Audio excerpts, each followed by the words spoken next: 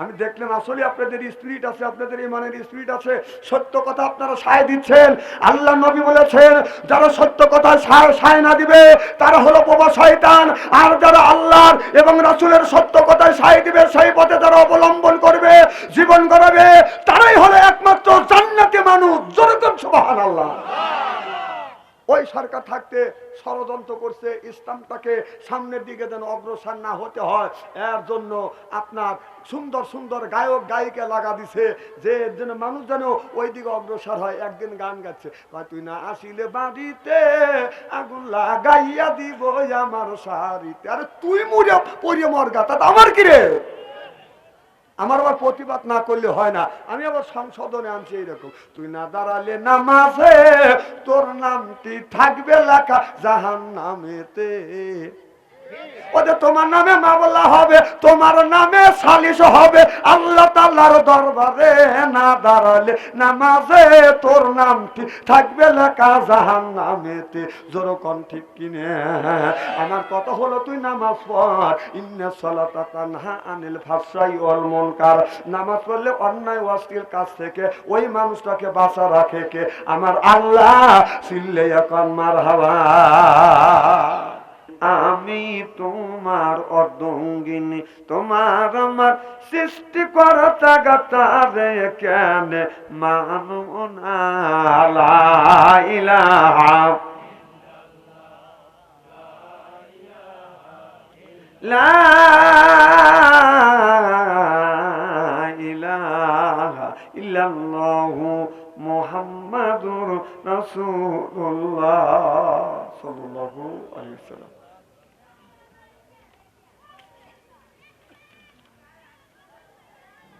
হাত সংলগ্ন নলকা খাতুনে জান্নাত ফাতেমা রাদিয়াল্লাহু তাআলা আনহা হাফিজিয়া ও কওমি মাদ্রাসার উন্নতি কল্পে আজকের জালসার সম্মানিত সভাপতি সাহেব আলহাজ ইসাক আলী সাহেব, বারাকাল্লাহু ফি হায়াতি, সকলে কোন আমিন। আজকের জালসার প্রধান অতিথি, বিশেষ অতিথি সহ দাওয়াতি ওলামাই কিরাম সহ সর্বকালীন সর্বযুগের শ্রেষ্ঠ সন্তানেরা, হযরত ওলামাই কিরাম যাদের দ্বারা ইসলাম প্রতিষ্ঠিত হয়েছে, এখনো আছে, ভবিষ্যতে কথা বলে না রে, ভবিষ্যতে না না আস্তে আস্তে কথা বলা ভালো, মেয়েদের স্বভাব লেন বেটা সহ লেখা। আলেম সহ দিনদার পরহেজগার আল্লাহ ভাইরা পর্দার অন্তর আড়ালে মাহফিল শুনবার জন্য পর্দা করে বসে আছেন আমার পর্দা নিশি মাথার মুকুট মা ও বোনেরা, আমার ছোট্ট চেহের ছোট্ট ভাইরা, সমবয়সী তিনেহের সমবয়সী বন্ধু, আমার মুরব্বী বাবাজিরা, সকলের উপরে রইল আমার আন্তরিক অভিনন্দন। সর্বপ্রথম সেই মহান আল্লাহ তাআলার লক্ষ কোটি শুকর এবং প্রশংসিত, যিনি আপনাকে আমাকে মনোনীত করে কোরআনের মাহফিল বেহেশতের বাগানের মধ্যে আসা এবং বসার সুযোগ করে দিয়েছেন। সকলেই খুশি না বেদা? জোরে বলুন। আচ্ছা, যারা এখনো আসতে পারেন না, বাহিরে ঘোরাফেরা করছে অথবা বাহিরে ফিল্ডিং মারতেছে, ওনারা খুশি না বেদা? জোরে বলুন। জি না, ওরাও খুশি, ওরাও বলতেছে যারা কোরআনের মাহফিলের মধ্যে গেছে ওরাই ঠকছে, ও বাইরে ফিল্ডিং মারছে, ও জিতছে। আমি বলে তোর বাপ দাদা 14 গোষ্ঠী কোনোদিন ফিল্ডিং মারে না, ফিল্ডিং মার, আল্লাহ তোকে ফিল্ডিং মারাবে, কারণ এই কোরআনের একটা হক আছে, মাহফিলের একটা হক আছে, এলাকাবাসীর একটা হক আছে, আলেম ওলামার হক আছে, বিদেশি মেহমানের হক আছে। হক তুমি নষ্ট করেছো, এর জন্য আল্লাহর কাছে জবাবদিহিতে করতে হবে। যেরকম ঠিক কিনা? ওদের সাথে আল্লাহ লক্ষ লক্ষ কোটি কোটি গুণ দয়া করে, মায়া করে কোরআনের মাহফিল বেহেশতের বাগানের মধ্যে আসা এবং বসার সুযোগ করে দিয়েছেন। সকলেই সমস্বরে উচ্চ কণ্ঠে বলুন আলহামদুলিল্লাহ। মানবতা মুক্তির দূত আখিরি নবী এমন একজন নবীর উম্মত করে পাঠাই, সেই নবী উম্মতের ব্যাপারে হা বলে হালাল হতো, না বলে হারাম হতো, পা ফেললে আরশে আজমে যাইতো। সেই নবীর প্রতি জানাই লক্ষ কোটি দরুদ ও সালাম। সকলেই পড়ুন সাল্লাল্লাহু আলাইহি ওয়াসাল্লাম। সর্বপ্রথম জানতেছে আমার ভাইয়েরা, আপনারা সকলে ভালো আছেন? আল্লাহ আপনাদের দোয়া আমাকে সুস্থভাবে সহিভাবে আপনাদের সামনে উপস্থিত করেছেন। তবে আপনাদের পবিত্র জবান থেকে এ গুনাহগার বাচ্চু আনসারীর জন্য কাজ করে দোয়া করুন। অল্প সময় হলেও যেন কোরআন আর হাদিস থেকে বাস্তব ভিত্তিক 2-4টি কথা আমার মুনিপ, আমার রব, আমার সৃষ্টিকর্তা, আমার বিধানদাতা, আমার রিজিকদাতা আমার জবান থেকে যেন বের করে দেয়। সকলে বলুন আমিন। আর একটিবার বলুন, একটু জোরে বলুন। আমি আপনাদের কাছ থেকে দোয়া চেয়ে নিয়ে আপনাদের সার্বিক আর মঙ্গল কামনা করে আলোচনা শুরু করছি ইনশাআল্লাহ। আল্লাহ বলেন ইজা কুরি আল কোরআন ফাস্তামিউ লাহু ওয়া আনসিতু লাআল্লাকুম তুরহামুন। সুবহানাল্লাহ। যেখানে যে অবস্থায় আল্লাহর কোরআনের কথা আলোচনা হয় ওই জায়গায় আল্লাহর রহমত বর্ষিত হয়। সুবহানাল্লাহ। আল্লাহর এক বিন্দু রহমত যদি কোনো হরিণের উপরে পড়ে এটা হলো বেগুন ও কস্তুরী, কোনো সাপের মাথার উপরে পড়লে এটা হয় সাপের মণি, হাতির উপরে পড়লে হয় এটা গজমতি, কোন মানুষের উপরে যদি পড়ে ওই মানুষটা হয় আল্লাহর ওলি। যেরকম সুবহানাল্লাহ। আমার ভাইরা আমার, আল্লাহ রাব্বুল আলামিন বলছে ও দুনিয়ার মানুষেরা, যেই জায়গা আল্লাহর কোরআনের কথা আলোচনা হয়, রাসূলের হাদিসের কথা আলোচনা হয়, ওই জায়গা বসলে বাদান আল্লাহর রহমত বর্ষিত হয়। লা আল্লাকুম তুরহামুন। আল্লাহু আকবার বলে।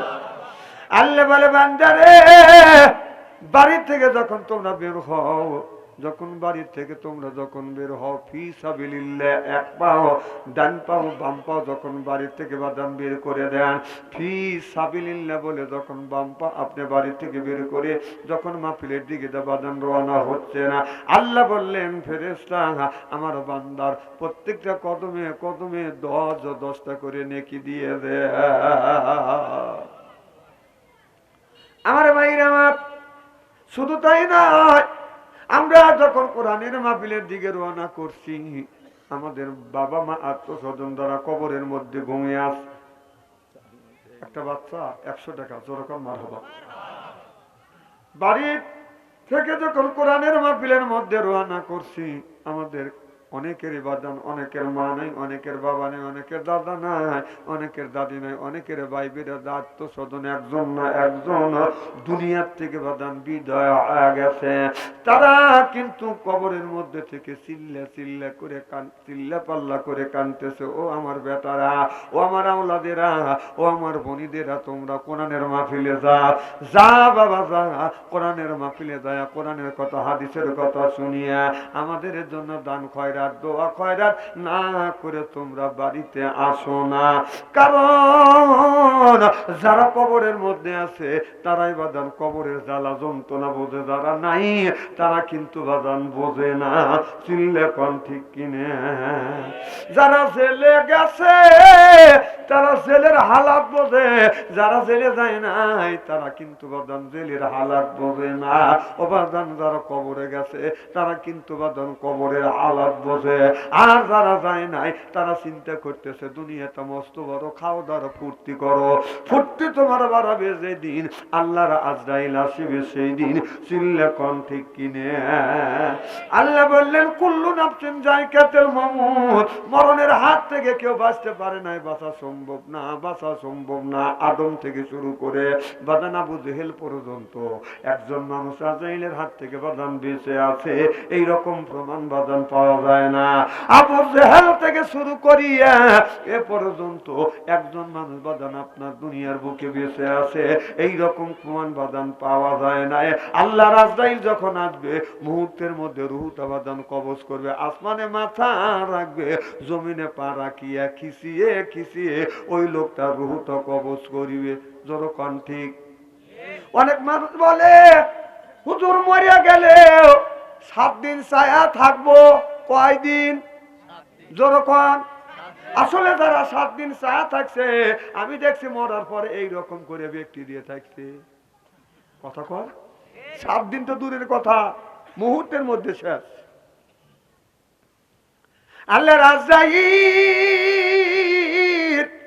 আসমানে মাথা রাখবে, জমিনে পা রাখিয়া এই মানুষটা রুহুটা যখন বাদান কবজ করবে লোকটার পানি পিপাসা লাগে যাবে, লোকটা ডেক পেরবে, এরকম করে ডেক পারে মানুষ চামচ ভরে ভরে পানি দেয়। খালুর নামে 1 চামচ পানি খাও, দাদার নামে 1 চামচ পানি খাও, মার নামে 1 চামচ পানি খাও, খালুর নামে 1 চামচ পানি খাও। খালুর নামে যখন পানি দেয় লোকটা খালি ডেক পারে। পাবলিক বলে লোকটা ডেক পারে কেন? অন্য মানুষ বলে না না, লোকটা দেখ পারতেছে না, লোকটা হিসাব নিকেশ করতেছে। আমি বলতে হিসাব নিকেশ করতেছে না, কারণ ওই খালু মমতলায় চাকরি করে, লক্ষ লক্ষ টাকা ঘুষ খাইছে। ঘুষ করে নামে যখন পানি দিছে, ওই লোকটা বাদান দেখ পারতেছে একটা আলেমের নামে পানি দেও, হাফেজের নামে পানি দেও, হাজির নামে পানি দেও। মৃত্যুর সময় লোকটা বাদান শান্তি পাবে। চিল্লে এখন মারহাবা। কবি বলে হাতে দরিয়া গাছে বাসা তালে মা সরপতে দি ডেরে বাইয়া আবলু বিমা আবু বিমা। কবি বলেছে মরণের সময় ওই লোকটার মরণের সময় যদি কণ্ঠের মধ্যে বাদান পানি ঢালা যায়, অর্থাৎ 7 দরিয়ার 7 নদীর পানি যদি কণ্ঠের মধ্যে ঢালা যায়, মরণের সময় ওই লোকটার পিপাসা নিবারণ হবে না। বিশ্বাস যদি না হয় আজরাইলের হাতে ধরা পড়ে দেখেন, দেখেন ওই যে আজি না হয় কালি তোমার মরিতে হইবে, অন্ধকার কবরে মানুষ রে মানুষ যাইতে হইবে, অন্ধকার কবরে মানুষ রে। ও যে ছেলে কান্দবে মেয়ে কান্দবে, ও বাবা কিভাবে যাও চলে। ও যেই ছেলে কান্দবে মেয়ে কান্দবে, ও বাবা কিভাবে যাও চলে। বাবা বলে ডাকবো কারে রে আমি এই বব সংসারে, বাবা বলে ডাকবো কারে রে। ও যে আজি না হয় কাইলি তোমার মরিতে হরিবে, হঠাৎ আজরাইল সামনে এসে রে এ মানুষ রুহু নিবে কে রে। আজরাইল সামনে এসে রে, চিল্লে বলুন ঠিক কিনে। যদি বলা যায় আজরাইল রে এ বছর তুমি আসো না, আগামী বছর আসো, এতে টাকা সিয়ারা কি একবারে খারাপ নাকি? একটা মানুষ আইসে সময় বলো না ওটা আমার বড় ছেলে, আনুমানিক করতেছেন তো। আলেম যদি কালো হয়, তার চেহারার দিকে চা থাকলে ছবি দেখুন মাফ করে দেখে। সুবহানাল্লাহ খান। কোন চেয়ারম্যানের মুখের দিকে আর মেম্বার এমপির মুখের দিকে তাকালে, আপনার আমাদের বিগত যে সরকার ছিল তার মুখের দিকে তাকালে গুণ সওয়াব তো দূরের কথা আরো গুণ হইতো। কথা কন, কারণ ও ছিল 1 নম্বর ডাইনি। হ্যাঁ, বিন্দু মাসি। কি মাসি? বিন্দু মাসি ভয় খাচ্ছে। দেখছেন মেম্বার ভাই, কি মাসি? আরো জোরে জোর হইল না, বিন্দু মাসি আসিয়া বলল। আরো 16 বছর আমাদের ওয়াজ করতে দেয় নাই। এই আওয়ামী লীগের সভাপতি সেক্রেটারি যায় মাহফিলে যা বলছে, হুজুর কোরআনের আয়াত যদি আমাদের বিপক্ষে যায়, সরকারের বিপক্ষে যদি যায়, ঠ্যাং কাটে হাতে তুলে দেবো। আয়াজকে তখন তো ঠ্যাং কাটে তুলে দিবে চাইছে। কোরআনের আয়াত যদি আল্লাহ আগে নাজেল করে থাকে তোমার আমার নামে, এটা আমার রোধ করার জো আছে। যখন যেমন এই যে একটা কোরআনের আয়াত আছে, আল্লাহ বললেন আল্লাহ তাকুলু, সুদ তো খাওয়া দূরের কথা, সুদের দ্বারের কাছেও যায় না। এই কথা কার? তাহলে এই কথাটা যদি বলি, তাহলে যারা সুদ খায় তাদের বিপক্ষে গেল, দোষ কি আমার? জোরকন কার দোষ? জোরকন কয় না, দেখছেন? তাহলে আল্লাহ এই আয়াত নাযিল করছে আর দোষ হচ্ছে আমার। আল্লাহ বলছে সেই কথা আমি রিলি করে শুনেলে আর আমারই ঠ্যাং কেটে তুমি হাতে তুলে দিবে চাও। এত বড় সাহস তোমাকে কে দিছে? এখন তুই কোনে? এখন তুই কোনে? তুই যে তার কথা শুনে যে একটা ভোট এখানে কোরআনের মধ্যে আছে, আজ আল্লাহ লিল মুত্তাকিনা ইমামা, আল্লাহ একটা নেককার পরহেজগার ইমাম বানিয়ে দাও। সেই ইমামটা হলো ইউনিয়নের ইমাম, সেটা হলো মেম্বার, সেটা হলো ওয়ার্ডের ইমাম, সেটা হলো মেম্বার, ইউনিয়নের ইমাম সেটা হলো চেয়ারম্যান, এরপরে থানার ইমাম সেটা হলো এমপি, এরপরে রাষ্ট্রীয় ইমাম সেটা হলো প্রধানমন্ত্রী। কথা বল না কে? এখন তো ঠিক কবেনি। তাহলে আল্লাহ নাযিল করছে, আল্লাহ সেটা বলছে, সেই কথা বললি তুমি ঠ্যাং কাটিয়া হাতে তুলে দিবে। এখন সোনামণি তুমি কোথায়?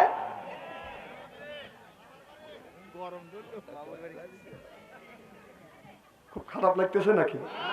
নারে তাকবীর। আল কোরআনের আলো, ওই আল হাদিসের আলো, নারে তাকবীর। আচ্ছা, না না আপনারা ঠিক আছে, আমি দেখলাম আসলে আপনাদের স্পিরিট আছে, আপনাদের ইমানের স্পিরিট আছে, সত্য কথা আপনারা সায় দিচ্ছেন। আল্লাহ নবী বলেছেন যারা সত্য কথা সায় না দিবে তারা হলো বোবা শয়তান, আর যারা আল্লাহর এবং রাসূলের সত্য কথায় সায় দিবে, সেই পথে যারা অবলম্বন করবে, জীবন গড়াবে, তারাই হলো একমাত্র জান্নাতি মানুষ। জোরে বলুন সুবহানাল্লাহ। ওই সরকার থাকতে ষড়যন্ত্র করছে ইসলামটাকে সামনের দিকে যেন অগ্রসর না হতে হয়, এর জন্য আপনার সুন্দর সুন্দর গায়ক গায়িকা লাগা দিছে যে যেন মানুষ যেন ওই দিকে অগ্রসর হয়। একদিন গান গাচ্ছে, তুই না আসিলে বাড়িতে আগুন লাগাইয়া দিব আমার শাড়িতে। আরে তুই মুড়ে পড়িয়ে মর গা, তা আমার কি রে? আমার আবার প্রতিবাদ না করলে হয় না, আমি আবার সংশোধনে আনছি এইরকম, তুই না দাঁড়ালে নামাজে তোর নামটি থাকবে লেখা জাহান্নামেতে। ওদের তোমার নামে মামলা হবে, তোমার নামে সালিশ হবে আল্লাহ তাআলার দরবারে। না দাঁড়ালে নামাজে তোর নামটি থাকবে লেখা জাহান্নামেতে। জোরকন ঠিক কিনে? আমার কথা হলো তুই নামাজ পড়, ইন্নাস সালাতা তানহা আনিল ফাহশাই ওয়াল মুনকার। নামাজ পড়লে অন্যায় অশ্লীল কাজ থেকে ওই মানুষটাকে বাঁচা রাখে কে? আমার আল্লাহ। সিল্লে এখন মারহাবা। আজকে পুরুষ মানুষ আজান শুনলে মসজিদে যায়, এদের নামাজ মোটামুটি বাজান ঠিক হয়। মহিলাদের নামাজ পড়া বাজান দায়, তাদের নামাজ নষ্ট করবার জন্য ষড়যন্ত্র হচ্ছে।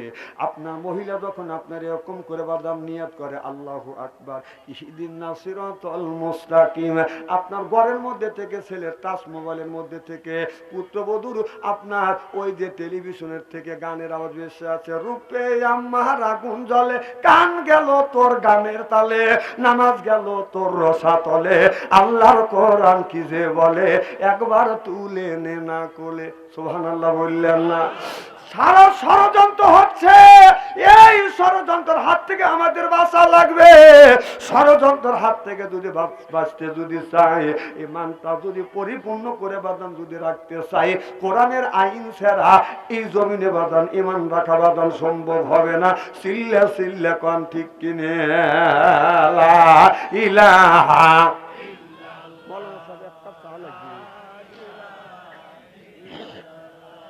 লা ইলাহা, এই কলে মার বান্ধবেলা, হায় কাজে লাগবে মরণ বেলা, এই কলে রৌশানিতে কবর হবে তোমার উজালা। লা ইলাহা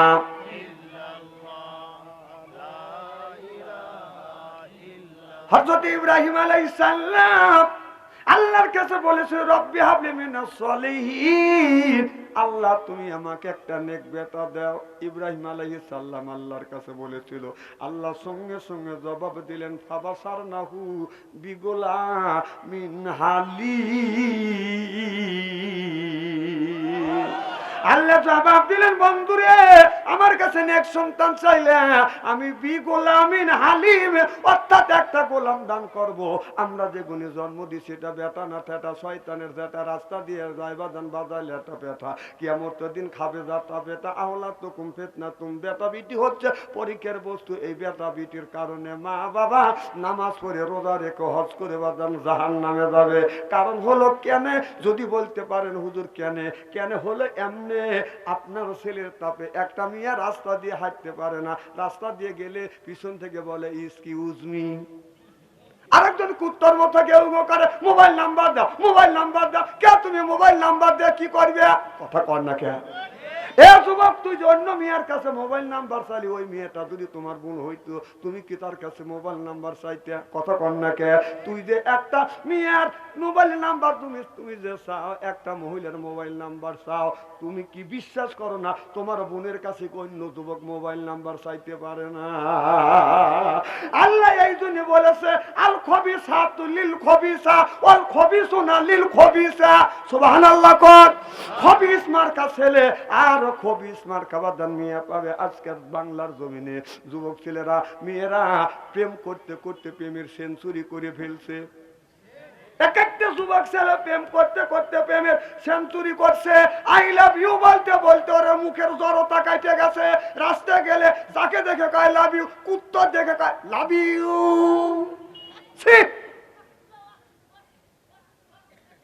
ধরে লিয়া, তোকে ধরে লিয়া।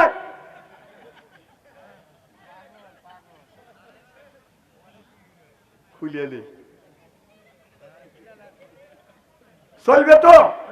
একটা তাকবীর দেন, নারা তাকবীর। আমি বলে আপনাদের সাথে শত্রুতায় করার জন্য আসিনি, আমি আপনাদের বাঁচানোর জন্য আসছি।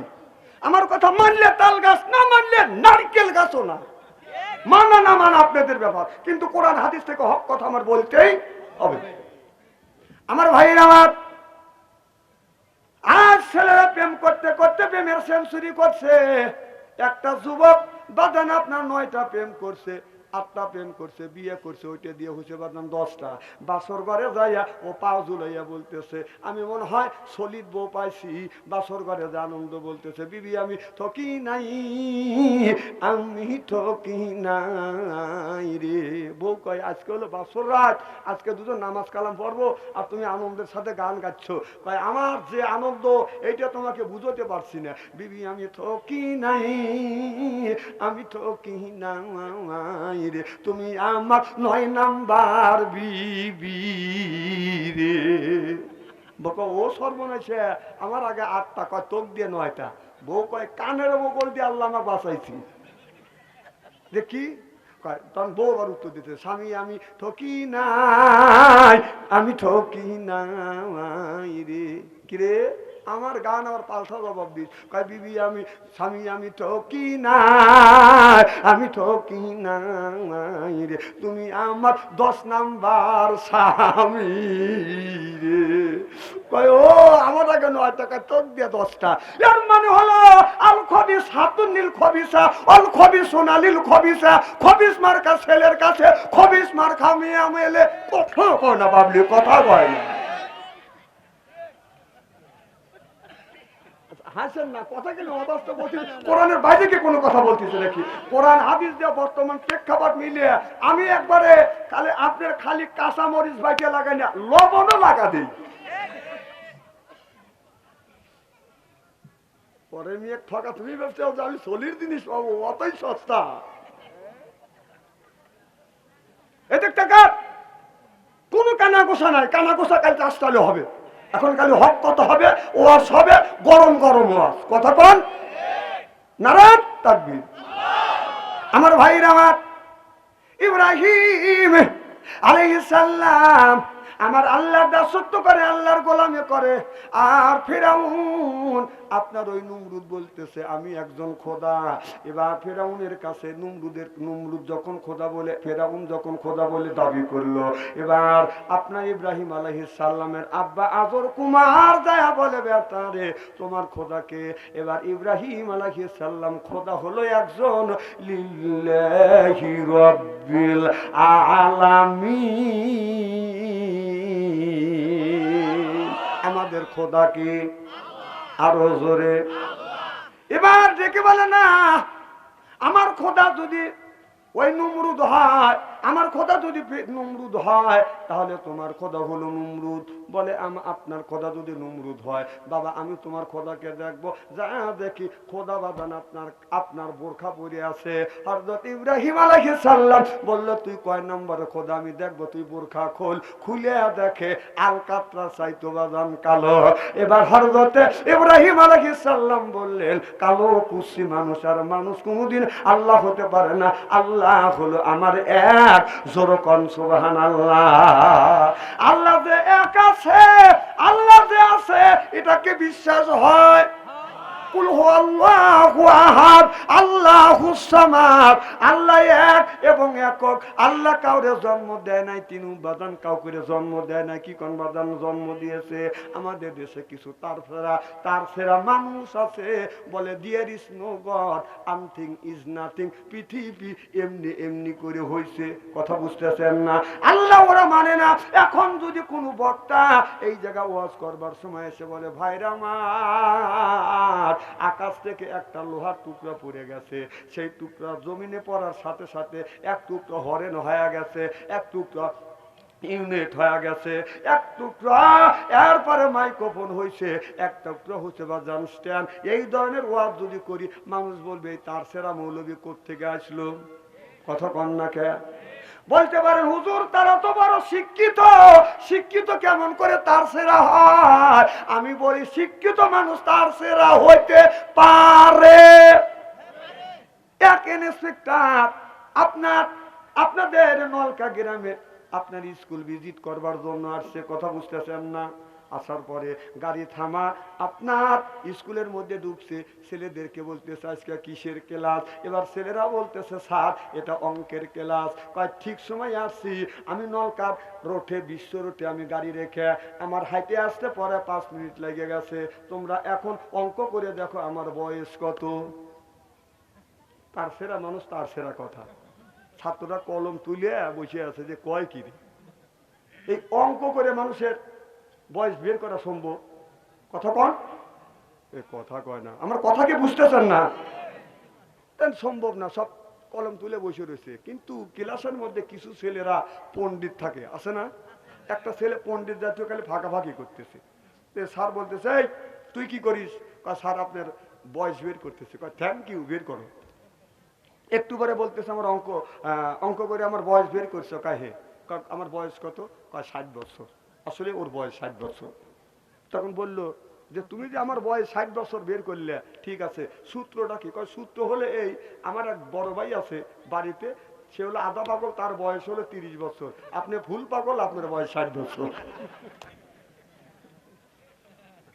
হাসি দিয়ে কথা উড়িয়ে দেন না, কথাগুলি বোঝেন আমার ভাইরা। আমার ইব্রাহিম আলাইহিস সালাম আল্লাহরে তালাশ করে বাজার, আল্লাহ আছে। এবার নমরুদ আপনার পরামর্শ করলো আপনার হযরত ইব্রাহিম আলাইহিস সালামের আল্লাহকে মেরে ফেলতে হবে। এবার নমরুদ এই পরিকল্পনা করিয়া এলাকার যত বাদান ইট বাটা আছে সব ইট বাটার থেকে বাদান ইটা নিয়ে একটা মিনার বাদান তৈরি করলেন। মিনার তৈরি করিয়া একটা মানুষকে বাদান তীর শিক্ষা দিছে, সে তীর খেলা বাদান ফার্স্ট হয়ে গেছে। ওই লোকটাকে ধাক্কা দুক্কা আপনার তীর আপনার ওই মিনের উপরে তুলে দিয়ে বলে ইব্রাহিম আলাইহিস সালামের আল্লাহকে তীর নিক্ষেপ করে দুনিয়া থেকে বিদায় করে দাও। ইব্রাহিম নবীকে ডেকে নিয়ে আসছে। ইব্রাহিম নবী মুস্কি মুস্কি হাসে, আর মানে হলো আল্লাহকে কোনোদিন তীর দিয়ে মারা যায় না। চিল্লে এখন মারহাবা। এই জন্য ইব্রাহিম আলাইহিস সালাম হাসে, আর নমরুদ বলে এ ইব্রাহিম কেন তুমি হাসো? কয় আমি হাসা আসছে এইরকম কারণ পাগলে আপনার ছাগলে কিনা খায় আর পাগলায় কিনা কয় তুমি আমার আল্লাহকে তীর দিয়া মারবে।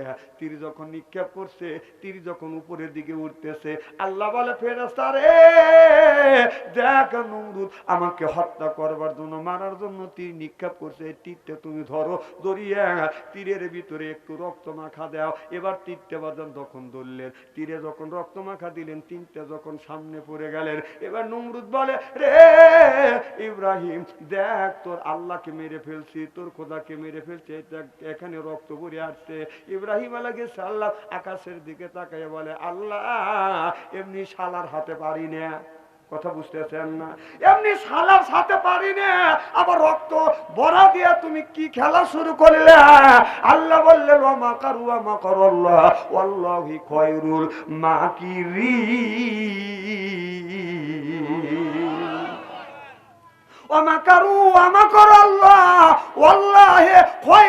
মাকিরিন। আল্লাহর মক্কর কেউ বোঝে না।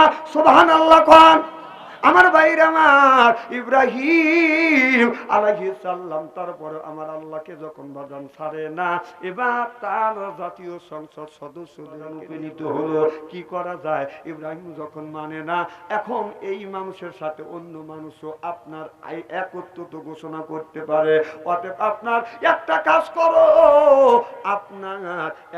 আপনার অগ্নিকুণ্ডি জ্বলা, এরপরে কি করো আপনার 25 হাত বিল্ডিং করে বাদান উঁচু করে দিল, মুখ উঁচু করে বাদান ওয়াল করে দিল।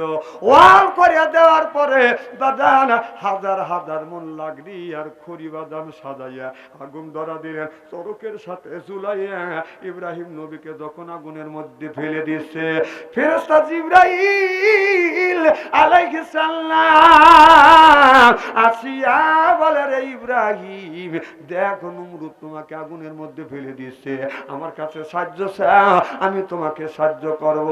হযরত ইব্রাহিম আলাইহিস সালাম বললেন, আমি এমন অন্ধ খোদার ইবাদত করি না যে আল্লাহ তার বান্দার দুঃখ দুর্দশা বোঝে না। সিল্লে এখন মারহাবা। আমি সাহায্য যদি চাই আল্লাহর কাছে চাই। ইব্রাহিম আলাইহিস সালাম বলে, আল্লাহ এ বেজাল তো তুমি বাজাইছে, সমাধান তুমি করবে। সুবহানাল্লাহ বললেন না? তুমি যদি রক্ত যদি ভরা না দিতে এত ঘটনা ঘটতো না। এখন আমাকে আগুনের মধ্যে ফেলে দিচ্ছে। আল্লাহ গো আমার বিশ্বাস আগুনের মধ্যে থেকে তুমি আমার হেফাজত করবে। সিল্লে কন মারহাবা। আচ্ছা ওরা ওবে করে কে? এই শালপাল, ওরা যখন ওর মার পেটে আসিল ওর মা কোরআন পড়ে নাকি? জিজ্ঞেস করে মার কাছে যান, যান দেখে। ও যখন ওর মা পেটে ছিল তখন ওর মা কোরআন পড়ে নাই, নামাজ পড়ে নাই, এই জন্য কোরআনের প্রতি ওর আকর্ষণ নাই। ওখানে উড়ে উড়ে বাড়াবাড়ি করতেছে না। হ্যাঁ তো ঠিক কবেনি। ওর বাপ তো শুনতেছে দেখতেছে যে হে খুব সুন্দর সাল জন্মাইছি। যেইগুলি যারা জন্ম দিচ্ছেন এদের জন্য দুজনকে দেওয়া লাগবে। বিশ্বাস যদি না হয় মরিয়ে দেখেন, বেশ তো হস্তা না। রাগ করতেছেন মনে হয়, তাই না? না না, বড় বড় চোখ করে তাকাইছেন যে বাচ্চু আনসারি এত বড় কথা। কথা কি আমি বলি নাকি? কোরআন হাদিসে আছে তাই আমি বলি। আমার উপরে চোখ রাঙা লাভ নাই। আমার ভাই খুব খারাপ লাগতেছে নাকি? নারে তাকবীর। আমার ভাইরা, আমার ইব্রাহিম আলাইহিস সালাম বললে অন্ধ খোদার ইবাদত করি না। আমার আল্লাহ তার বান্দার দুর্দশা বাদাম দেখে না। এবার বন্ধুগণ, আমার ভাইরা, আমার আল্লাহ বলেন ইব্রাহিম তাড়াতাড়ি যা। আমার বন্ধুকে ইব্রাহিম আলাইহিস সালামকে আগুনের মধ্যে পোড়া দিছে, আগুনের মধ্যে ফেলে দিল। যা আমার বন্দুক ধর, আমার বন্দুক ধরিয়া জান্নাত থেকে জান্নাতের একটা পোশাক গায়ে তুমি পেঁচিয়ে দাও। সিল্লে এখন মারহাবা। জিবরাইল আলাইহিস সালাম এই দুনিয়ায় 3 দিন আসতে শরীরের প্রত্যেক পশম থেকে ঘাম ঝরছিল। সুবহানাল্লাহ, এটা জোরে কর। তার 1 নাম্বারটা বলবো কি? হযরত ইব্রাহিম আলাইহিস সালামকে আল্লাহ বলেছিল, ইব্রাহিম তুমি তোমার জানের চাইতে বা পিয়ারা জিনিস, আদরের জিনিস তুমি কোরবানি করো। ইব্রাহিম আলাইহিস সালাম মনে মনে চিন্তা করলো, আমার বেটা ইসমাইল ছাড়া তো আমার আদরের জিনিস কেউ নাই, আদরের বস্তু নাই। এবার হযরত ইব্রাহিম আলাইহিস সালাম আপনার হযরতে ইব্রাহিম আলাইহিস সালাম ইসমাইল আলাইহিস সালামকে বলল, বাবা হালাম্মা, ও বাবা আমি তোমাকে কোরবানি করব, এটা আল্লাহর হুকুম, তুমি কি রাজি? এবার ইসমাইল আলাইহিস সালাম বলল, আল্লাহ আমাকে কোরবানি করতে যদি আল্লাহ হুকুম দিয়ে থাকে, আসলামা আমু রাজি। সিল্লাইয়া সিল্লাইয়া কম সুবহানাল্লাহ। বাবা কোরবানি করবে। হালাম্মা, এ বাবা তোমাকে কোরবানি করব, তুমি কি রাজি? ছেলে বলে, আল্লাহ আমাকে কোরবানি হইলে যদি আল্লাহ খুশি হয়, আসলামা আমু রাজি। মুহূর্তে দেরি নয়, মিনার ময়দানে সিথা বাদান সন্তানটা বাদান শুয়ে পড়লো। বাবা একটা ছুরি বাদান হাতে নিয়ে নিজের ছেলের গলায় বাদান ছুরি চালাইয়া জবাই করিবে। একটু মাথার মধ্যে নেন, আল্লাহর কতটুকু প্রেমিক হলে আল্লাহকে খুশি করবার জন্য নিজের ছেলের গলায় বাদান ছুরি চালাইবে। বৃদ্ধ পাইছে, আল্লাহর কাছে সন্তান পাইছে, 80 থেকে 86 বছর বয়সে সন্তান পাইছে। সেই সন্তানটাকে জবাই করবে, ছুরি বাদান হাতে নিচে জমিনে ছেলেটা বাদান শুয়ে পড়েছে।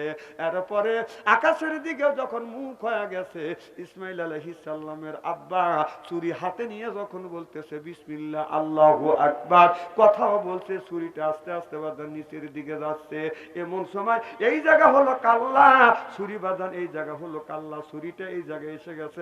আর মনে করেন আপনার আঙুল সারিক আছে, কিন্তু ছুরিটা বাদান বসে যাবে। আস্তে আস্তে ছুরিটা এরকম করে যাচ্ছে। আল্লাহ ডেকে বলে, রে জিবরাইল তাকিয়ে দেখ, আমার বন্ধু আমাকে খুশি করবার জন্য বন্ধু নিজের ছেলেকে মিনার ময়দানে শোয়া ফেলছে, ছুরি চলে যাচ্ছে। আল্লাহু আকবার জবান থেকে উচ্চারণ করছে, আল্লাহু আকবার জবান থেকে উচ্চারণ করার পরে কয় ঘন্টা পরে বাদাম ছুরি যায়। আমার কথা মনে হয় বুঝতেছেন না? 1 সেকেন্ডের মধ্যে চলে যায়। আল্লাহ বলে, জিবরাইল তাড়াতাড়ি যা, আমার বন্ধু নিজের সন্তানকে জমিনে শোয়াইছে, ছুরি ছেড়ে দিছে, বিসমিল্লাহ আল্লাহু আকবার জবান থেকে উচ্চারিত করছে, ছুরিটা এখন আস্তে আস্তে যাচ্ছে। জান্নাতে যা একটা লোহার টুকরা নিয়ে হযরত ইসমাঈল আলাইহিস সালাম থুতির নিচে তুমি পাইরে দাও, ওই জায়গা যাইয়া ইব্রাহিম নবীর ছুরি যা যেন বসে। জান্নাত থেকে একটা দুম্বা নিয়ে আপনার ইসমাঈল নবীকে ছড়া দিয়ে দুম্বা পাইরে দাও, আমি আল্লাহ হুকুম দিলাম। জিবরাইল আলাইহিস সালাম বলে, আল্লাহ আমি হলাম 7 আসমানের উপরে বরুরি গাছের নিচে, আর ওই মিনার ময়দান হলো কোথায়? সুবহানাল্লাহ বললেন না? আল্লাহ বলে, তুমি আমি কিন্তু স্রষ্টা, আমার হুকুম তোমার মানতেই হবে। এবার জিবরাইল আলাইহিস সালামে আল্লাহ 600টা বাদান পাখা দিয়েছে, কথা বুঝতেছেন না? পাখা দিয়েছে জিবরাইল আলাইহিস সালামের কাঁধ থেকে, এই কাঁধের এখান থেকে এই গর্দান পর্যন্ত আসলে এই জমিনে আপনার এই পাশ থেকে ও পাশ বাদান হয়ে যায়। সুবহানাল্লাহ বললেন না? এবার জিবরাইল আলাইহিস সালামের 600 পাখা দিছে, এক পাখা দিয়ে এইরকম করে যদি টান দেয়, আর জিবরাইল আলাইহিস সালাম 70,000 বছরের পথ বাদান অতিক্রম করে। আরো জোরে কোন, ওই 600 পাখা দিয়ে একেবারে টান মারছে, এমন জোরে টান মারছে, আইসা দেখে ছুরি এখনো যায় নাই, ছুরি যাচ্ছে। এমন সময় লোহার টুকরোটা বাদান ধরে ফেললে, চিল্লা চিল্লা কোন সুবহানাল্লাহ। ওই দিনে জিবরাইল আলাইহিস সালামের প্রত্যেকের পশম থেকে বাদান আপনার গাম ঝরছিল। সুবহানাল্লাহ বললেন না? 2 নাম্বার ইউসুফ আলাইহিস সালামের দোয়া। ইউসুফ নবী, যে ইউসুফের কথা শুনছেন, ইউসুফ আলাইহিস সালাম বাদান সবচাইতে সুন্দর ছিল।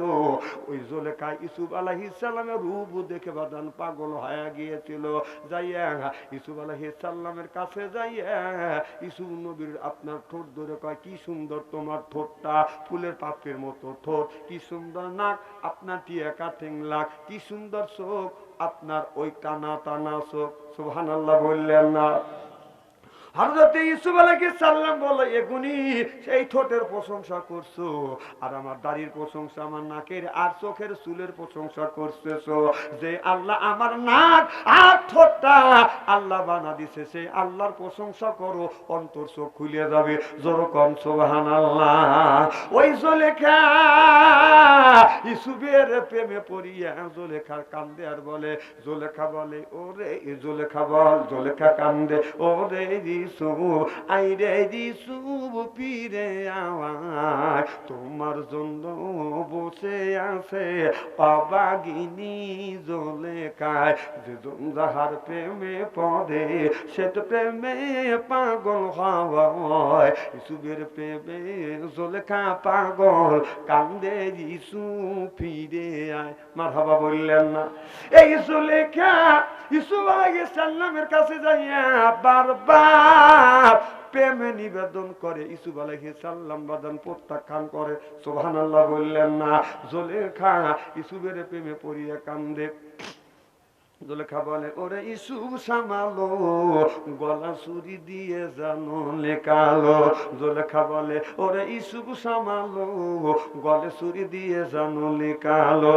জুলেখা বলে, ওরে ইউসুফ সমাগম, চবল গুল গুল, চবল গুল গুল, চবল গুল, সিলে এখন মারহাবা।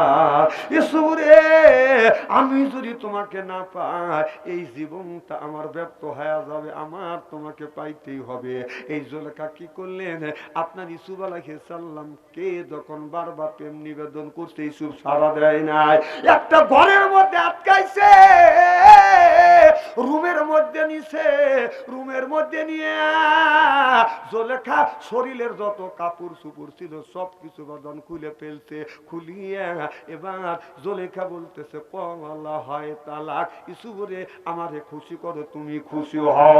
ইউসুফ নবী চোখ বন্ধ করে আকাশের দিকে তাকাইয়া বলে কলা মাশাআল্লাহ, আল্লাহ এই নারীর হাত থেকে তুমি আমারে বাঁচাও। সিল্লে এখন মারহাবা। আল্লাহ বলে রে বন্ধু ইউসুফ, জুলেখা তোমাকে প্রেমের ফান্দে ফালাচ্ছে, ইজ্জত নষ্ট করবার জন্য চেষ্টা করতেছে। কথা বুঝতেছেন না? এত চেষ্টা করতেছে, ইউসুফ আলাইহিস সালামের ইজ্জত বাদান নষ্ট করতে পারতেছে না। আর আমাদের ছেলেদের, আমাদের মেয়েদের ইজ্জত চলে গেছে বাদান টাচ মোবাইলের ভিতরে। কথা কন না কে? এই মোবাইলের মধ্যে 32টা প্রেম করছে। আইলো হে কি জামানা, কোরআন হাদিস থেকে না বুঝাইলে বুঝাছে না। পিতা মাতার পেটে বাত নাই, ছেলে প্রেমের দিওয়ানা দিওয়ানা। মোবাইল ছাড়া চলে না, মায়ে বলে রব্বানা, বাবাই বলে জালাম না, আল্লাহ বলে শুনলাম না, বাইরে গেল যন্ত্রণা। চিল্লে চিল্লে কোন ঠিক কিনে? মোবাইল না দিলে সে বিষ খাইয়া মরতে চায়, ফাঁসি দড়ি হাতে নিয়ে মা বাবা দে ভয় দেখায়। মা বাবা ভয় পায়, ফোনটা দিচ্ছে কি নিয়ে। এইভাবে মান কি আর রাখা যায়? কি বেদি পইরাছে সোনার বাংলায় বন্ধুরি, কি বেদি হইয়াছে সোনার বাংলায়। চিল্লা কন ঠিক কিনে? মা বাবা মোবাইল বল কিনে দেয়, নইলে তো বিষ খা মরে। মোবাইল ফোন কিনে দিয়ে দেখে 12টা পর্যন্ত জায়গা থাকে, জানলা খুলে দেই ছেলে মোবাইল খুলিয়ে রাতের বেলা কি করে। রাত 12টার পরে বাপ মাও জানলা খুলেছে, ও ছেলে টাচ মোবাইল হাতে নিয়ে মিষ্টি মিষ্টি হাসি দেয়, মোবাইলে চুমো দেয়। কতক্ষণ? ছেলে সারা রাত জাগে, ছেলেটা যাচ্ছে সুখ হয়ে, ছেলেটা সারা রাত জাগে, ছেলেটা যাচ্ছে সুখ হয়ে। এইভাবে ইমান কি আর রাখা যায়? কি বেদি হইয়াছে সোনার বাংলায় বন্ধুরে, কি বেদি হইয়াছে সোনার বাংলায়। আল্লাহ নবী বললেন ইয়ার ফলিন বিদ্যা উঠে যাবে, এক সুরুল জাহিল, জাহিলিত বর্ষিত হবে। সেই অবস্থা বাংলার জমিনে হয়ে গেছে। সিল্লে কোন ঠিক কিনে?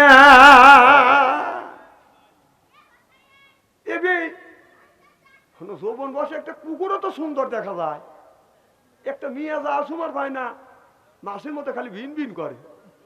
সি সি সি।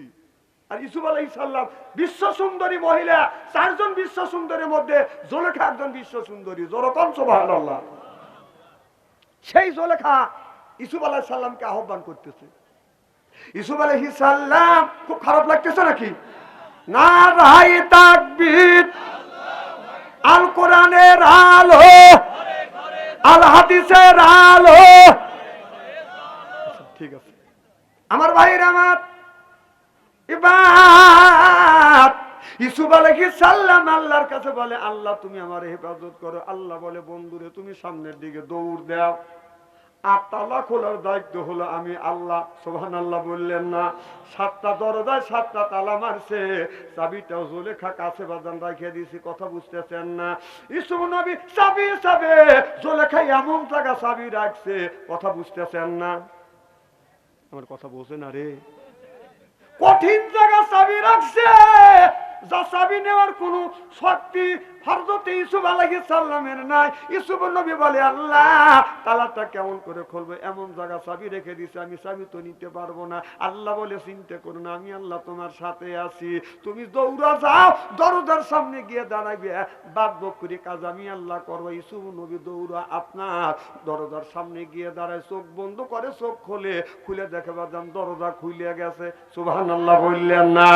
এইভাবে যেই দরজার কাছে যায়, দরজা ফাটাত ফাটাত বাজান বাদান খুলে যায়। লাশ যখন দরজার কাছে গেছে, ইউসুফ আলাইহিস সালাম এক পা বাদান বাহিরে দিছে, আর এক পা বাদান ঘরের মধ্যে আছে। পা তুললে বাদান বাহিরে চলে যাবে। জুলেখা মনে মনে চিন্তা করতেছে, যার জন্য এত বুদ্ধি করলাম, এত ষড়যন্ত্র করলাম, এটা এখন নস্বাত হয়ে যাচ্ছে, এখন তা খাঁচার পাখি আমার হাত ছাড়া হয়ে যাচ্ছে। পিছন থেকে যাইয়া জুলেখা অমনি বাদান আপনার জামা টান দিয়ে ধরছে, বারবার খুকু তুমি খেয়ে গেছো দান, এবার ধরা পড়ে গেছ ওরে সোনার চান, ওরে সোনার চান। এমনি যখন ধরছে ইউসুফ আলাইহিস সালামকে ফিরানোর জন্য পিছন থেকে জামা ধরছে, ইউসুফ তুমি ফিরে নাই, জামা ছিঁড়ে গেছে, ইউসুফ নবী বাইরে বাদান বের হয়ে গেছে। যে বাইরে যায় ইউসুফ নবী গড় দিয়ে উঠছে, সুবহানাল্লাহ কোন। কিন্তু ওই জায়গা জুলেখার স্বামী আসিস মিশর বাদান সামনে পড়ে গেছে, ঘরের থেকে গড়ি দিয়ে যখন পড়ে গেছে মিশরের সামনে পড়ছে। আজি মিশর খাবার দিয়ে হাত ধরে কম করে তুলছে, ব্যাপারটা কি, কি হয়েছে? ইউসুফ আলাইহিস সালাম কিছু বলবার আগে জুলেখা দেখে দেখে বলতেছে, পানের স্বামী আমার, যাকে সন্তানের মতো আপনি মানুষ করছেন, আমি মানুষ করছি, সেই সন্তান আমার ইজ্জত নষ্ট করবার জন্য, অর্থাৎ আপনার বিবির ইজ্জত নষ্ট করবার জন্য চেষ্টা করছে, কিন্তু পা হয়ে নাই। নাউজুবিল্লাহ একটু বললেন না? আসলে এই মহিলা ইজ্জত নষ্ট করতে চাইছে না, ইউসুফ আলাইহিস সালাম ইজ্জত নষ্ট করতে চাইছে। মিথ্যা কথা বলিয়া ইউসুফ নবীকে ফাঁসা দিলে, এদিকে প্রেসিডেন্টের বউ এই কথা কইছে, প্রেসিডেন্টের বউর ইজ্জত মারার চেষ্টা করছে। এই কথা যখন বউ বলছে, প্রেসিডেন্টের আপনার রাগ হয়ে গেছে, বেটার এত বড় সাহস, আমার খাস আমার পরিস আর আমার বিবির ইজ্জত মারার তুই চেষ্টা করে, চল আজকে তোকে আমি ফাঁসিতে ঝুলাবো। ইউসুফ আলাইহিস সালামকে ফাঁসিতে ঝুলাইবে, অর্থাৎ দুনিয়া থেকে বাদান বিদায় করে যখন দিবে, এমন সময় বাদান আপনার জাতীয় সংসদ সদস্যরা সব পয়সা বাদান আপনার বিচার করবে, কিন্তু কেউ বাদান সত্য কথা বাদান বলে না। এর সাক্ষী বাদান কে দিবে? কথা বুঝতেছেন না? যে আছে সেই তার পক্ষে চলে যায়, অন্যায় যদি কথা বলে তারপরেও বাদান অন্যার পক্ষে বাদান সমর্থন করে। আমাদের দেশের বিগত সরকার ছিল, অন্যায় কাজ করছে, তার নেতা নেত্রীরা চামচেরা বাদান অন্যায়কে সমর্থন করছে। জোরকন ঠিক কিনে? আবার কেউ বলছে খেলা হবে, খেলা হবে, আসো। যখন খালি খেলা হবে খেলা হবে বলে রাগ করতেছে, না না খেলা হবে, খেলা খেলা হবে বলে ডাকতেছে, যখন পাবলিক রুশে দাঁড়াইছে ওরা মাঠ থুয়ে পলাইছে। কথা বল, এখন মাঠে আইসো। যত মানুষের অন্যায় করছে, যত অন্যায় করছে, এক নেতা টাঙ্গাইল মাহফিলে গেছে, ওই নেতার সাথে আমার দেখা হয়েছে আমাদের এলাকায়। কম ভাই তুমি এখানে কে?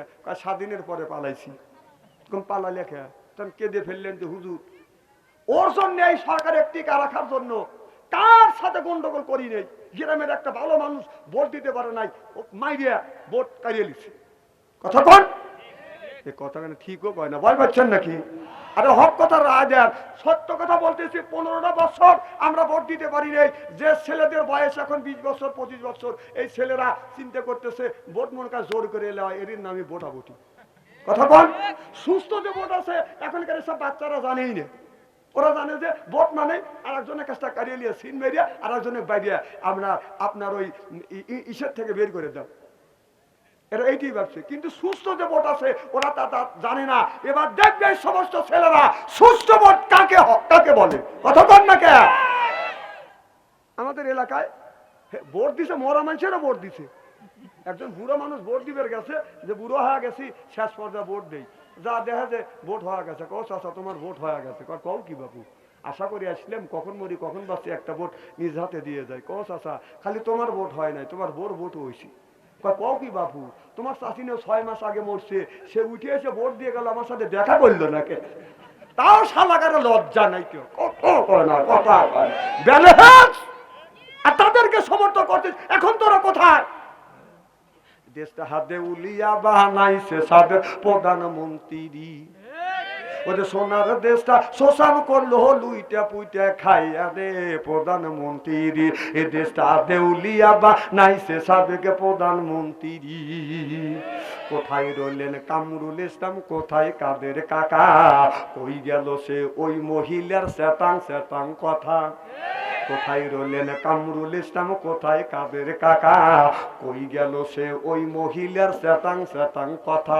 ওদের দলের মানুষকে ভাষাইয়া, দলের মানুষ ভাষাইয়া দিল্লি করলে ভাষা রে প্রধানমন্ত্রী। দলের মানুষের ভাষা ধুয়ে উনি দিল্লিতে পড়ে আছে, এখন তোরা দাওয়া খা। ওনার কথা শোনার জন্য, ওনাকে ক্ষমতা রাখার জন্য এরা মারামারি করছে।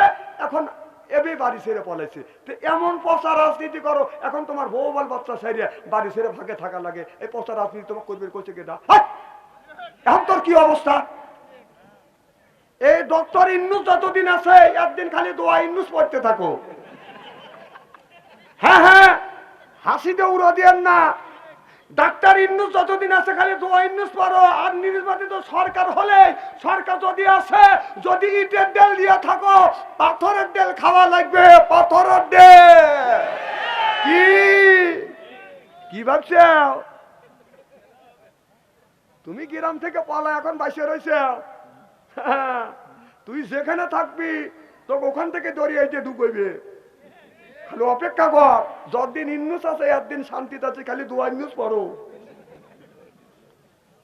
জিনিসটা মুখে মিলিয়ে গেছে, তা নিয়ে মিলেছে কে? জোরে কোন ক্ষমতায় রয়েছে, খালি দোয়া ইন্নুস পড়ে যাও। হ্যাঁ, এই দোয়া ইন্নুস এই উন্নিসের কাছে যাবে কি আল্লাহর কাছে যাবে, আল্লাহ ভালো জানে। পড়তে থাকো খালি। পাম দিয়েন না, খালি এত পাম দেন। আমি তো আপনাদের এলাকার ছেলে, খুব খারাপ লাগতেছে। আমার ভাইরা, আমার ইউসুফ আলাইহিস সালামকে ফাঁসিতে ঝুলাইবে। আমার ভাইরা, আমার ইউসুফ আলাইহিস সালামকে ফাঁসিতে ঝুলাইয়া দুনিয়ার থেকে বিদায় করে দিবে। কথা কিন্তু এই জায়গায় রইল। আর একটা কথা রাখছি, ইব্রাহিম আলাইহিস সালাম আগুনের মধ্যে পুড়ে, আগুনের মধ্যে ফেলে দিছে। ইব্রাহিম আলাইহিস সালাম 40 দিন হয়ে গেছে বাজান, ওই আগুনের মধ্যে 40 দিন আল্লাহ জান্নাতের খানা খাওয়াইছে। চিল্লাইয়া কর মারহাবা। এই ওয়াজটা কি শুনবেন? আল্লাহর ওলি ইমামে আযম আবু হানিফা রাহমাতুল্লাহি আলাইহির জামানায় একই দিনে দুইজনের মেয়ে বাদান, একই দিনের একজনের দুইটা মেয়ে বিয়ে হয়েছে। একই দিনে দুইটা মেয়ে বিয়ে হয় কি হয় না? জোরকর হয় কিনা? একই দিনে দুইটা মেয়ে বিয়ে হয়েছে। কলমা যখন পড়েছে, মেয়েটা যখন বাসর ঘরে তুলে দিতে গেছে, বাড়ির মানুষ সাউমা করে কাঁদতেছে। হঠাৎ করে ভুল কমে ছোট মেয়ে গেছে বড় জামাইয়ের ঘরে, বড় মেয়ে গেছে বাদান ছোট জামাইয়ের ঘরে। কথা বুঝতেছেন না? এরপরে বাদান বাসর ঘর হয়ে গেছে, সহবাস হয়ে গেছে। সকালবেলা বাবা যায় দেখে ছোট মেয়ে বড় জামাইয়ের ঘর, বড় মেয়ে ছোট জামাইয়ের ঘরে। কথা বুঝতেছেন না? বাবা ওই মেয়ের বাড়ি থেকে কানতে কানতে বাড়ি তার সে কি হয়েছে, কার সাড়ে সর্বনাশ হয়ে গেছে। ছোট মেয়ে যার সাথে বিয়ে দিছি তার সাথে যায় নাই, বড় মেয়ে গেছে ওই ঘরে। কথা বুঝতেছেন না? আর বড় মেয়েকে যেখানে বিয়ে দিছি, ছোট মেয়ে সেই ঘরে চলে গেছে। লোকটা কানতে কানতে আল্লাহর ওলি ইমামে আযম আবু হানিফা রাহমাতুল্লাহ আল্লাহর দরবারে যা কান্দে আর বলে, হুজুর সাড়ে সর্বনাশ হয়ে গেছে, একই দিনে বিয়ে দিছি। তুলে দিতে গিয়ে ভুল কমে বড় মেয়ে ছোট জামের পালকির মধ্যে ঢুকছে, ছোট মেয়ে বড় জামের পালকির মধ্যে ঢুকছে। ওবার দেন বাসর ঘর হয়ে গেছে, হুজুর উল্টা পাল্টা হয়ে গেছে, সর্বনাশ হয়ে গেছে। আল্লাহর ওলি বলে, চিন্তা করো না, সুন্দর মাসালা আছে, চিল্লে এখন মারহাবা। মুসা আলাইহিস সালাম বলে, আল্লাহ তুমি তোমার বান্দার কি পছন্দ করো? এবার মুসা আলাইহিস সালাম বলে, আল্লাহ আমি পছন্দ করি আমার বান্দার গায়ের রক্ত। মুসা নবী বলে, আল্লাহ কতটুকু রক্ত দিলে তুমি খুশি হইবে? আল্লাহ বলে, বন্ধু মুসা রে, মুসা নামে একটা প্রাণী আছে, এই প্রাণীটা যতটুকু রক্ত খায় তার 4 ভাগের 1 ভাগ রক্ত বান্দা যদি আমারে দেয়, আমি আল্লাহ বান্দার বন্ধু হয়ে যাব। সুবহানাল্লাহ বললেন না? এবার মুসা নবী বলে, আল্লাহ রক্ত দিলে বন্ধু হয়, একটু রক্ত দিলে আল্লাহ যদি বন্ধু হয়, সেই রক্ত দেওয়ার জন্য কি একটু রাজি আছি? রাজি? কারা কারা রাজি আমি তাকবীর দেবো হাত তুলে দেখান। যাদের ইমানের স্পিরিট আছে হাত তুলবেন, যাদের স্পিরিট নাই তারা হাত তুলেন না। নারায়ে তাকবীর, হাত টান টান করেন, টান টান করেন। রাজি আছেন তো ইনশাআল্লাহ? হাত নামান।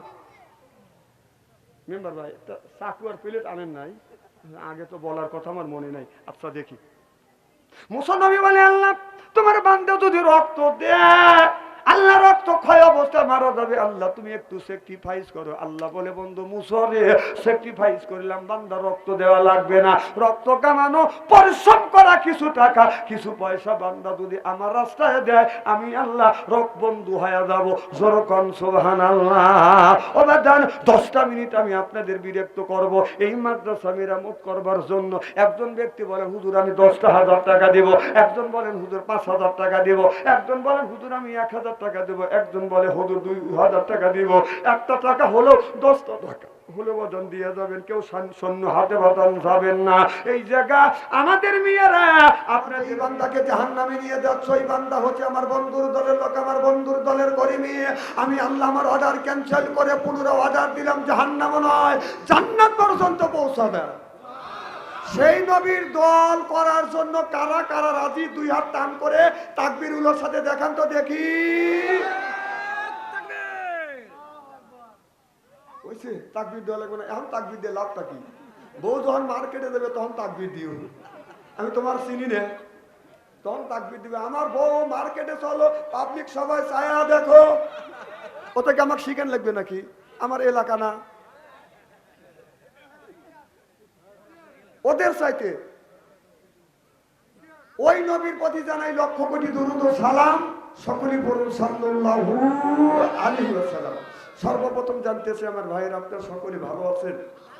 আপনাদের দোয়ায় আমাকে সুস্থভাবে সহিভাবে আপনাদের সামনে উপস্থিত করেছেন। আপনাদের পবিত্র জবান থেকে এ গুনাহগার বাদশা আনসারীর জন্য খাস করে দোয়া করুন। অল্প সময় হলেও যেন কোরআন আর হাদিস থেকে বাস্তব ভিত্তিক 2-4টি কথা আমার মনিব, আমার রব, আমার সৃষ্টিকর্তা, আমার বিধানদাতা, আমার রিজিকদাতা আমার জবান থেকে যেন বের করে দেয়। সকলে বলুন আমিন। আর একটিবার বলুন, একটু জোরে বলুন। আমি আপনাদের কাছ থেকে দোয়া চেয়ে নিয়ে আপনাদের সার্বিক আর মঙ্গল কামনা করে আলোচনা শুরু করছি ইনশাআল্লাহ। কাল কিয়ামতের ময়দানে সর্বপ্রথম একটি কথা জিজ্ঞাসা করবে, বলবে বান্দা নামাজ পড়ছো? নামাজি ব্যক্তি বলবে আল্লাহ নামাজ পড়ছি। সুবহানাল্লাহ, একটু জোরে বলো। বেনামাজি ব্যক্তিকে বলবে বান্দা নামাজ পড়ছো? বেনামাজি ব্যক্তি কোনো কথা বলবে না। বাংলাদেশের এমন কোন ডিস্ট্রিক্ট নাই যে আল্লাহ আমাকে ওই জায়গায় নেয় নাই। আমি প্রত্যেকটা ডিস্ট্রিক্টে যায় স্তর দিয়ে দেখছি। বাংলাদেশের মধ্যে সবচেয়ে অবধ মানুষ কারা? যারা আযান শুনলে মসজিদে যায়, ঠান্ডা পানি দিয়ে ওযু দিয়ে ফজরের নামাজ পড়ে। সুবহানাল্লাহ, একটু জোরে পড়। এদের চাইতে অবধ মানুষ আর সরল মানুষ আমি খুঁজে পাই নাই।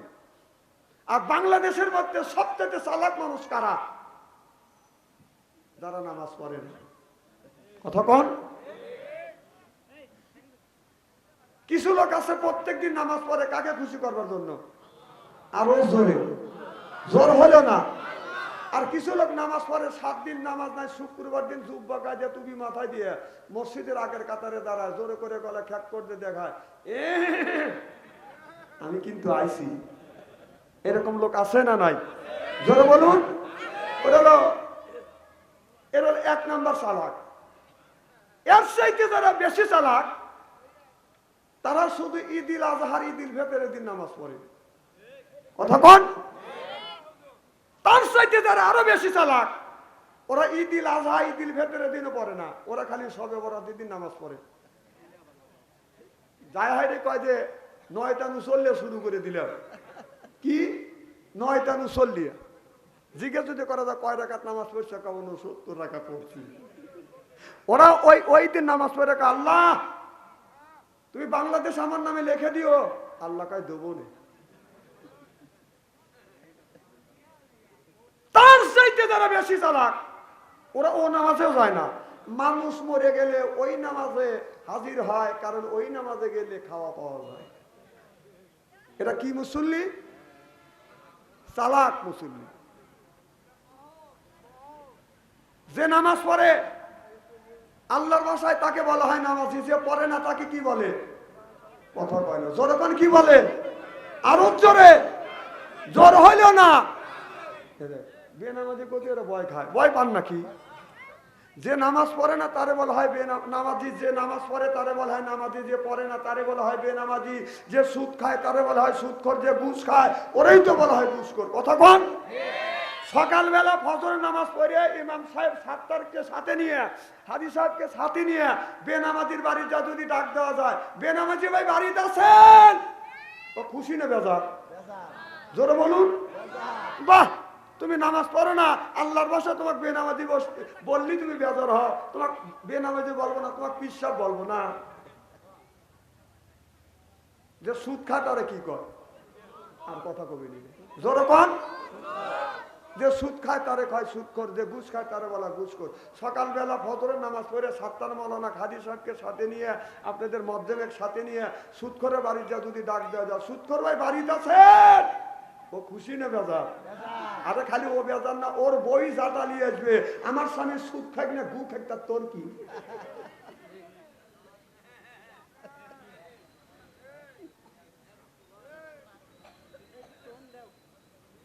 আল্লাহ নবী মন খারাপ করে মসজিদের বারান্দায় বসে আছে, রসুলের মন খারাপ আল্লাহ সহ্য করতে পারে না।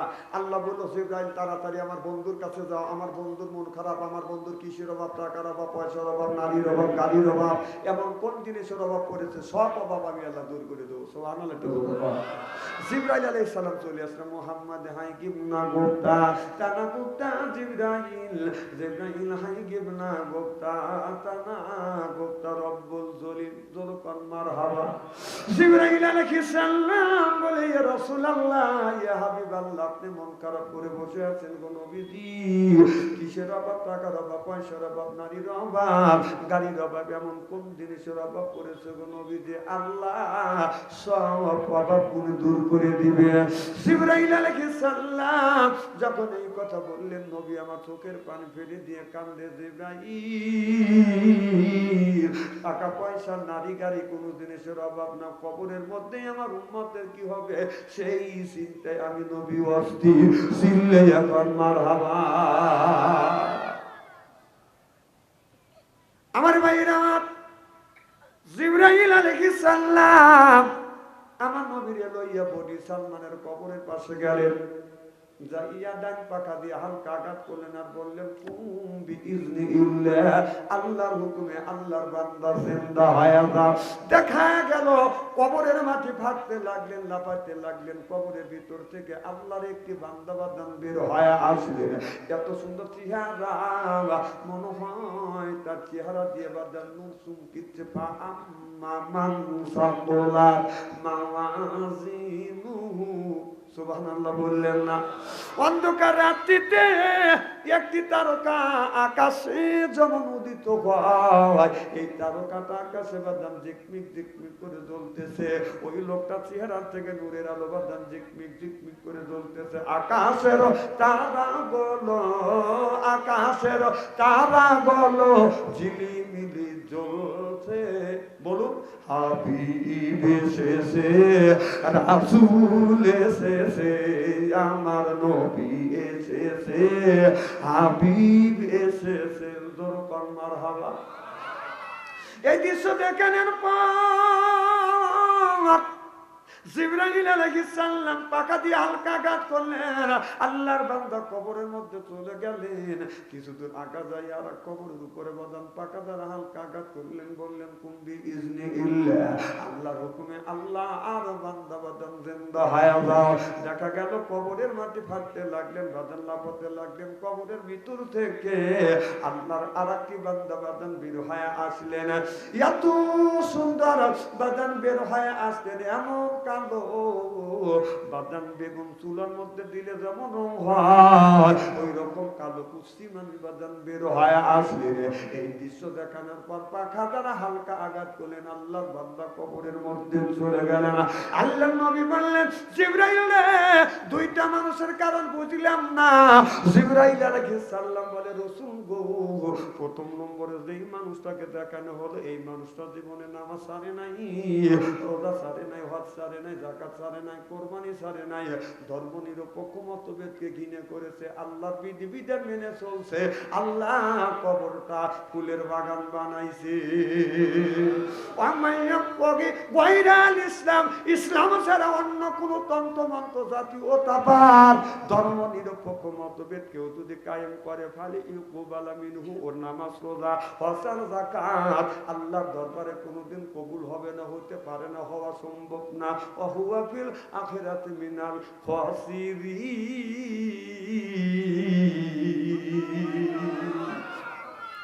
আল্লাহ ওই মানুষটা বিবাচ্যের কাতারে দাঁড়াইবে। আমার ভাইর আমার আল্লাহর নবীকে বললে, নবী গো, প্রথম নম্বরে এই মানুষটা আল্লাহর এই কাম করছে বিদায় আল্লাহ কবরটা ফুলের বাগান বানাইছে। আমার দুই নম্বরে যেই মানুষটাকে দেখানো হলো, এই মানুষটা নামাজ পড়ে নাই, রোজা রাখে নাই, হজ করে নাই, যাকাত দেয় নাই, কোরবানি করে নাই, আল্লাহর বিধিবিধান মানে নাই বিদায় আমার আল্লাহ ওর কবরের মধ্যে আগুন জ্বালা দিয়েছে। মৌতু কাউসিন কুল্লু নাফসিন সাদিবু, মৌতু কাউসিন কুল্লু নাফসিন সাদিবু, আল কবর বাইতিন কুল্লু নাফসিন দাখিলুন। হাদিস শরীফের মধ্যে দেখলাম, যেই ব্যক্তি নামাজ পড়বে না, আল্লাহর কবরের মধ্যে আগুনের বিষাক্ত সাপ দিবে। এই সাপটা ফজর নামাজ কাজা করার কারণে সাপটা ফজর থেকে জহর পর্যন্ত কামড়াবে, জহর নামাজ কাজা করার কারণে সাতটা জহর থেকে আসর পর্যন্ত কামড়াবে, আসর নামাজ কাজা করার কারণে সাতটা আসর থেকে মাগরিব পর্যন্ত কামড়াবে, মাগরিবে নামাজ কাজা করার কারণে সাতটা মাগরিব থেকে এসা পর্যন্ত কামড়াবে। কবি বলে, কোনখানে ঘুরিয়া বেড়াও হীরার পাহাড়, সরে বেড়াই এই জগতে বিরিয়ার জানোয়ার, একা কামড়ের জ্বালায় হাজার বছর দায়, এমনি করে কামড়াইবে লাখো লাখো বার। আগুনের বিষাক্ত সাপ ওই মানুষের কবরের মধ্যে বাদাম যখন দেওয়া হবে, একটা বার করে কামড় দিবে, কামড়ের যন্ত্রণা এক নয় দুই নয় 1000 বছর পর্যন্ত জ্বলতে থাকবে, পুড়তে থাকবে। তাহলে নামাজের দরকার আছে না বাদাম নাই? আল্লাহ কোরআন কারিমের মধ্যে 80 থেকে 82 জায়গা বললেন, ওয়াকিমুস সালাহ, নামাজ কায়েম করো, অত উসাকা যাকাত আদায় করো, কুতিবা আলাইকুমুস সিয়াম, রমজান মাস আসলে রোজা রাখো। এই কথা কার? তাহলে নামাজের কথা 80 থেকে 82 জায়গা, তাই না মামা? জাকাতের কথা 30 জায়গা, কুতিবা আলাইকুমুস সিয়াম, রমজান মাসের রোজার কথা আল্লাহ 1 থেকে 2টি জায়গা ইঙ্গিতে রাখছে।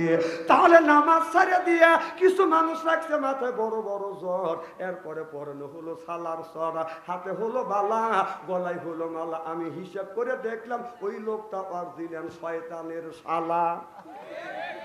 নামাজ নাই, রোজা নাই, খালি বান্দারি গজল কায়া কয়। তাই খাসার ভিতর আছেন পাখি, ঢুকলো কি বাঁবে, হাই হাই খাসার ভিতর আছেন পাখি, ঢুকলো কি বাঁবে, এ মুর্শিদকে খাওয়াইলে সালা পাখি কি খাবে, হাই হাই মুর্শিদ খালে মা কোন সানা, পাখির তো খাওয়া হইল না, মুর্শিদকে খাওয়াইলে সালা পাখি কি খাবে, পাখি গু খাবে, তা তোর কি কথা বল না কে? এই পাখি চাই নামাজ পড়, পাখি চাই রোজা কর, পাখি চাই হজ কর, পাখি চাই জিকির সুবহানাল্লাহ বললেন না? নামাজ নাই, রোজা নাই, বান্দারি বাদান বদমাইশের বাদান জায়গা পাও না। এর মানে হলো ইন্নাস সালাতা তানহা আনিল ফাহশাই ওয়াল মুনকার, নামাজ পড়লে অন্যায় অশ্লীল কাজ থেকে এই মানুষটাকে আল্লাহ বাদান ফিরে আনে। চিল্লাইয়া পান মারহাবা।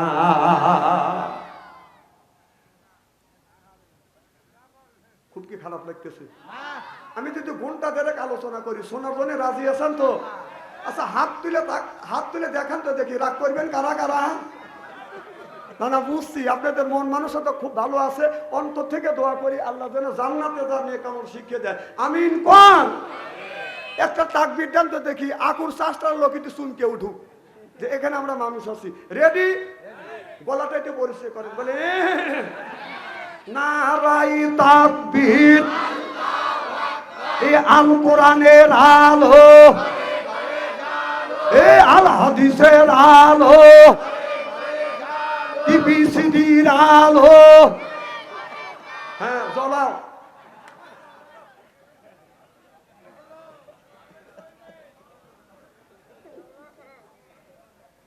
আপনারা মনে করেন না যে বাদশাহ আনসারি একটা মাহফিল রাখে করে আসছে ওয়াজ মোটা বুড়ো হয়েছে, কত সস্তা না, ওয়াজ কেবল শুরু করলেন উঠছে আজকে বর্ষার মনে, আর ছাড়িয়েও দিতে পারি নাও পারি।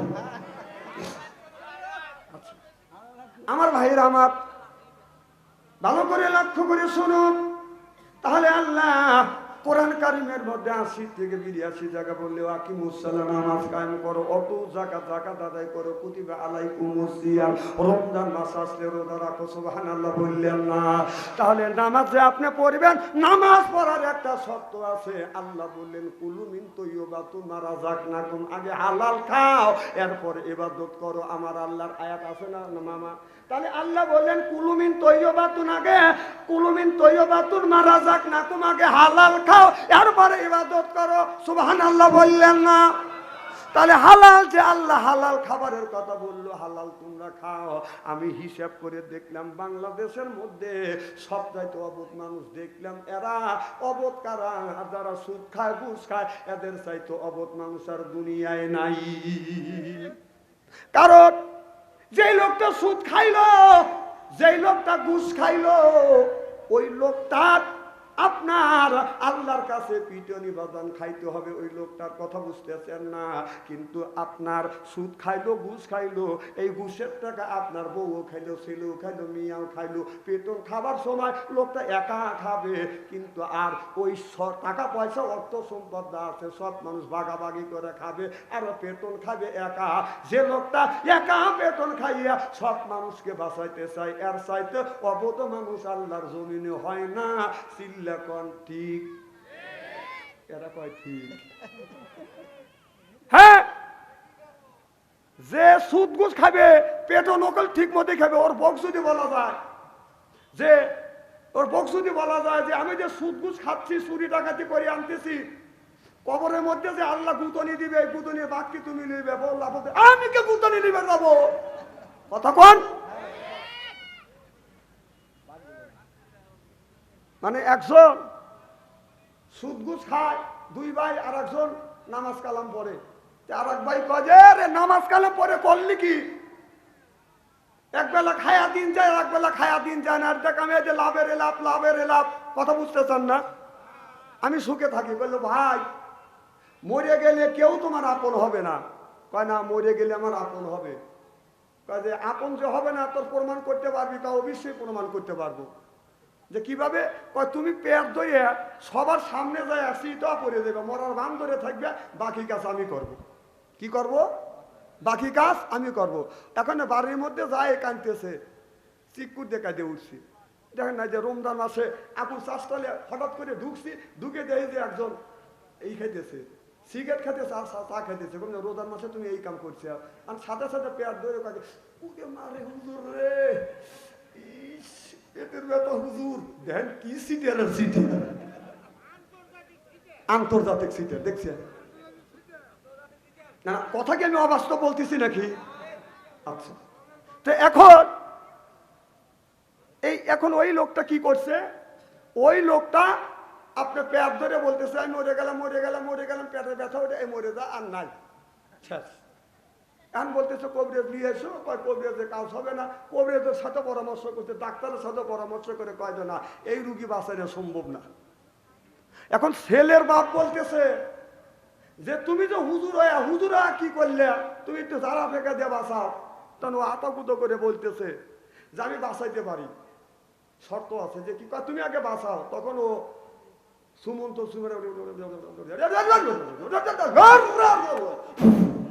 দিয়ে কয় ব্যথা আমার হাতে উঠে গেছে, ব্যথা আমার হাতে উঠে গেছে, এই ব্যথা আমি যার গায়ে ছেড়ে দিব, সেই ব্যক্তি আপনার যার গায়ে ছাড়বো, ওই লোকটা বাঁচতেও পারে নাও বাঁচতে পারে, কিন্তু আমার ভাই বাঁচে উঠবে, কিন্তু লাভের শেষে লোকটা মরেও যেতে পারে। তখন ব্যক্তিটি হাতে নিয়ে বলতেছে,